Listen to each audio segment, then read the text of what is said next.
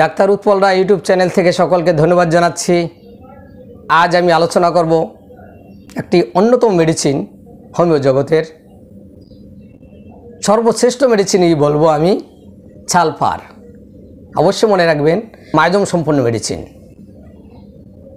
অর্থাৎ ছোরা বলতে আমরা কি বুঝি? একটি চর্মরোগ। বিভিন্ন ক্ষেত্রে তার চর্মরোগ দেখা যায়, দাঁত, একজিমা, খুজলি, পাঁচড়া, এটা লেগেই থাকবে বা কোনো এক সময় হয়েছে। এটাই ছালপারের বৈশিষ্ট্য, এটাই ছোরা মাইজমের বৈশিষ্ট্য। এর প্রধান বৈশিষ্ট্য যখনই আমরা পাবো তখনই আমরা এই ছালপার প্রয়োগ করব। অর্থাৎ চর্মরোগের ক্ষেত্রে ছালপারের বিকল্প নাই, প্রথমে আমরা এটাকে প্রয়োগ করে নেব। বা চর্মরোগ আছে, যে কোনো রোগ হোক না কেন, দেখা যায় তার চর্মরোগ, দাঁত, একজিমা আছে, যে কোনো রোগ হোক না কেন, তখনই আমরা ছালপার আগে প্রয়োগ করে নেব। দেখবেন ওই রোগটা সেরে গেছে তার, এবং চর্মরোগও সেরে গেছে।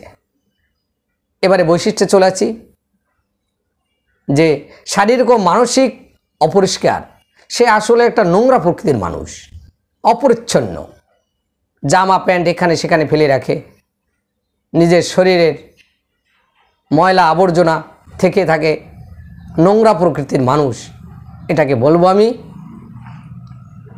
তখনই আমরা যে যদি দেখি ঠোঁটটি লাল, নোংরা প্রকৃতির মানুষ, চর্মরোগ আছে, তখনই কী রোগ হয়েছে না হয়েছে এটা দেখার বিষয় না, আমরা ছালপার প্রয়োগ করব। প্রাতকালে তার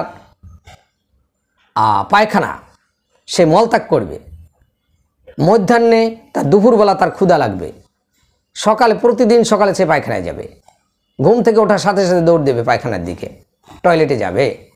স্নানে অনিচ্ছা, অর্থাৎ স্নান করতে তার ভালো লাগে না। দুগ্ধে অরুচি, যা দুধ খাইতেও তার ভালো লাগে না। ব্রহ্মতালু, হাতের তালু এবং পায়ের তলা গরম এবং জ্বালা করে, অবশ্যই বিষয়টা মনে রাখবেন। তখনই আমরা এই লক্ষণ পেলেই আমরা ছালপার প্রয়োগ করব। সে অত্যন্ত স্বার্থপর এবং ধর্ম সংক্রান্ত সে বিষাদে ভোগে, অর্থাৎ ধর্ম নিয়ে সে বিভিন্ন চিন্তা ভাবনা অ্যানালিসিস করতে থাকে এবং নিজেকে সে অনেক জ্ঞানী মনে করে, নিজেকে অনেক জ্ঞানী মনে করে। সে ঘ্রাণে প্রচণ্ড অনুভূতি, সে যে কোনো ঘ্রাণ অতি সহজে তাই পেয়ে যায়। নানাবিধ চর্মরোগের আর অন্ত নেই। বিভিন্ন প্রকার চর্মরোগের ক্ষেত্রে আমরা এই ছালপার প্রয়োগ করি, বা ওইটাই মনে করতে হবে সে ছালপার রোগী, রোগ কী হলো এটা বড় কথা না। যে এবারে আমরা চর্ম এবং সূচ ফোটানো ব্যথা, পাতলা তার দেহের চামড়া, কুচকানো থাকে, ঠোঁটটি লাল থাকে, ঘামে অনেক দুর্গন্ধ থাকে, এবং তার হাত পা সরু, পেটটি মোটা থাকে, এটা কিন্তু ওই ছালপারের রোগীর বৈশিষ্ট্য।